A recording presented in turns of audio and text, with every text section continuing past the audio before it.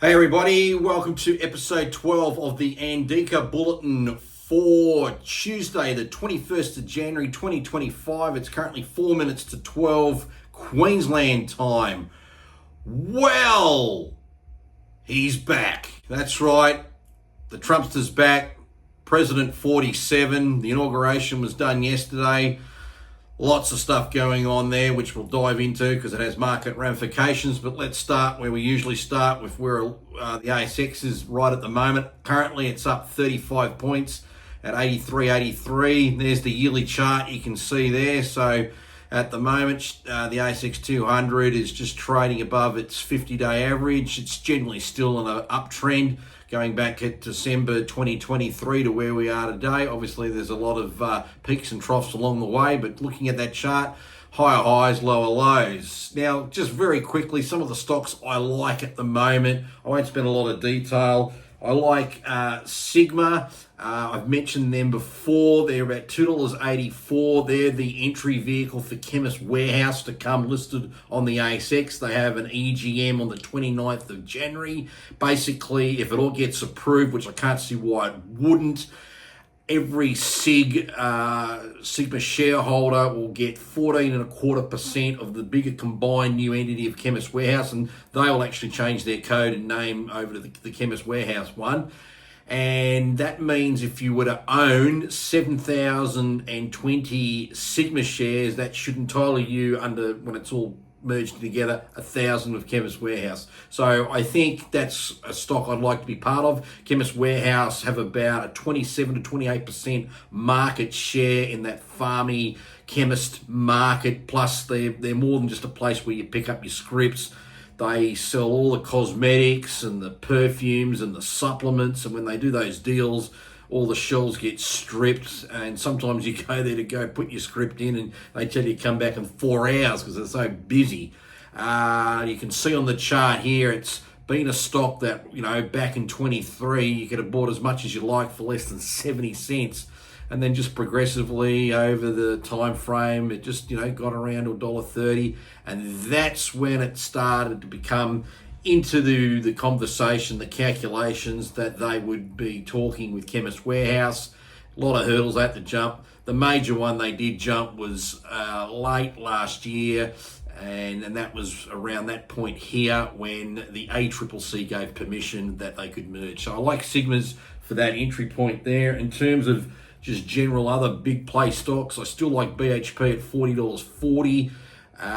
If you stop and think about it, for the price you're buying BHP today, if you tried to replicate all their mines and all their refinements and all that stuff around the world, you couldn't do it for $40.40. It would be God knows what sort of price. But because it's in the commodity cycles and everyone's panicked about China and other bits and pieces, it's been knocked around. And you can see here with this chart, it's currently trying to have a little bit of a punch up, but you can see most recently there, it has been trending down. It's making lower highs along the way, but I also like it from the fact that it's a stock that does pay a pretty good dividend yield. It's roughly over 6% fully franked. Fully franked means they're paying tax at the 30% company tax rate. So then when you, the shareholder, get that said dividend, it'll have a franking credit attached. And if your tax rate's on a lower rate than the company rate, you'll get a credit back. Plus, they're great with options, very liquid. I like to go out and do, say, the December, probably 2 to 3 strikes higher than where it is now. So on that basis here, I'd probably look at the $42 calls and write some covered calls against them as well. Another stock in the same sort of bread basket of resources, but on the other side of it would be Woodside, the petroleum guys. They've also languished for quite some time. You can see here's their chart, where around about February of last year they were a $32.40 stock. Today they're a $25.58 stock, way down. They just seem to be having this little turn now. That's only on the 50-day average. You need to do more checking and other clarifications with some other averages, but I don't mind the price entry point. And again, like BHP, they're yielding nearly 6%, and you can also write some pretty good covered calls against them as well. So I don't mind them as well. CSL, now it's a very expensive stock in terms of dollars paid to get it. It's $273 right at the moment. Now, it's a very unique one. It's the biggest pharma stock we have listed on the ASX, but essentially they've got a very good control in the marketplaces that they operate in. I don't mind them. They're also not too bad on the covered call approach as well. Not so great just holding them for the dividend yield.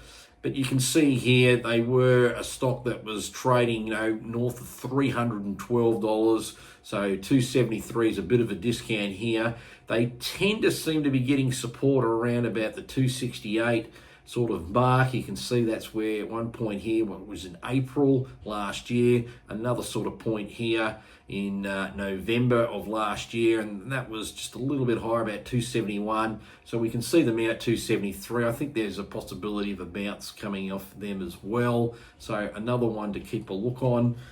I don't mind also from gold, getting gold exposure. You've got good old Newmont. Now, Newmont's a very, very big gold company. They took out Newcrest, what was that, about 12 or so months ago.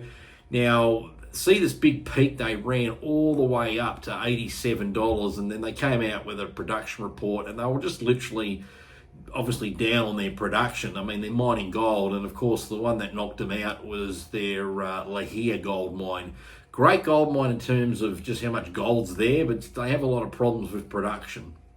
Anyway, they missed those targets, and they promptly have really, really fallen back. They did get down to this low around about the $58.90 mark, and now they're back to about $67.29. Now, unfortunately, they're not an option stock, so you can't write any calls against them, which is a bummer because that'd be a good one to buy, sell, or call against. But that's where you can see now. I won't do the overlay, but we'll just look about here. And that was, end of October in terms of where their high was. And I'll just put the gold ETF up. So this is gold ETF priced in Aussie dollars. Now, if you go back to that point there, it was roughly about there when Newcrest hit its peak. But since then, you can overly see, look how much higher gold is. It's just continued to power up. So when you compare Newcrest to gold, which is what they mine, I think it's really undervalued. I think it's really, really undervalued in that. And all they need to do is come out with an improvement in their production side, and I think the market will revalue them quite quickly. Now, the last time they were around this, let's just go backtrack. We'll get the right code, helps. In there. And here we go. Where's my quote? Oh, I just decided to them over there. Okay, there we go. Sorry, a bit of rambling there. We get back to where it was around this level here. Now we're talking about that pricing around about July of last year. So just remember about July of last year. We go into gold again just to give you an idea. It's a very sleight of hand sort of scenario. But when the gold price in July of last year, when we just wait for the chart to come up. So there's July and we're looking there. Now that was when gold was trading again in Aussie dollar terms at basically 3,237 Aussie dollars an ounce. Now, gold's moved all that way up there, and we know the stock's fallen, so that's why I like about it. So do check out Newcrest. And one last one, I also don't mind these guys. This is Paladin Energy. They are a very, very big uranium miner. Their major mines are in Africa. And you can see they've really come off a lot as well. They were up around nearly $18, and this was in May of last year. And they've basically, been knocked out, unloved. I think we're getting to a point when if they start to be testing around about that 690 mark, they might be worth having a look. If we just zoom out maybe just a little bit more and see exactly what some of what their prices were like at the later stages. Tell you what, some of this charting package is very, very disappointing. No, it doesn't want to. Oh, there we go. Finally woke up. The gerbil had to run a bit quicker. You can see we've had lows here around about the $6 mark, and then another around about the $5.50 mark. That was in 2022.